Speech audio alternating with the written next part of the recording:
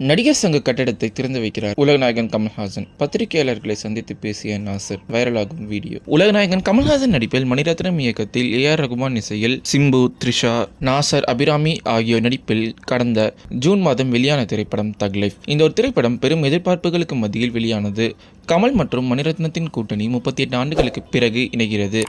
அதனைத் தொடர்ந்து படத்திற்கு வானளவில் எதிர்பார்ப்பு இருந்தது. ஆனால் படம் ரசிகர்களின் எதிர்பார்ப்பை பூர்த்தி செய்யவில்லை என்றுதான் சொல்ல வேண்டும். படத்திற்கு நெகட்டிவ் விமர்சனங்களே குவிந்தன. மேலும் அதனைத் தொடர்ந்து படம் இந்தியன் 2-வை விட வசூலில் பெருத்த அடி வாங்கியது. மேலும் அதனைத் தொடர்ந்து 8 வாரங்களில் நெட்ஃபிளிக்ஸில் வெளியாகும் என கமல்ஹாசன் சொல்லியிருந்தார். அதனைத் தொடர்ந்து படத்தின் வசூலை பார்த்து படத்தை 4 வாரத்திலேயே நெட்ஃபிளிக்ஸில் வெளியிட்டு விட்டார் கமல்ஹாசன். மேலும் அதனைத் தொடர்ந்து கமல்ஹாசன் அவர்கள் பாராளுமன்ற எம்பி சீட்டிற்கு பதவி ஏற்க உள்ளார் என்பது குறிப்பிடத்தக்கது. அதனைத் தொடர்ந்து அவருடைய நீண்டகால நண்பரும் சூப்பர் ஸ்டாருமான ரஜினிகாந்தை நேரில் சந்தித்து வாழ்த்து பெற்றுள்ளார் கமல்ஹாசன். மேலும் அதனைத் தொடர்ந்து ஆகஸ்ட் மாதம் கமல்ஹாசனின் அடுத்த படத்தின் படப்பிடிப்பு துவங்கும் என எதிர்பார்க்கப்பட்டு வருகிறது. அவருடைய 237வது திரைப்படத்தை அன்பறிவு மாஸ்டர்கள் இயக்குகிறார்கள். இந்த ஒரு திரைப்படத்தை ராஜ்கமல் நிறுவனம் தயாரிக்க ஜி பிரகாஷ் இந்த ஒரு திரைப்படத்திற்கு இசையமைப்பார் என எதிர்பார்க்கப்பட்டு வருகிறது. இந்த நிலையில் நடிகர் சங்க கட்டடம் 9 ஆண்டுகளை கடந்து இந்த ஆகஸ்ட் மாதம் திறப்பு விழாவுக்கு ரெடியாக இருக்கிறது. இந்த ஒரு கட்டடத்தை சூப்பர் ஸ்டார் ரஜினிகாந்த் மற்றும் கமல்ஹாசன் இணைந்து திறந்து வைப்பார்கள் என நாசர் அவர்கள் கூறியிருக்கிறார் என்பது குறிப்பிடத்தக்கது.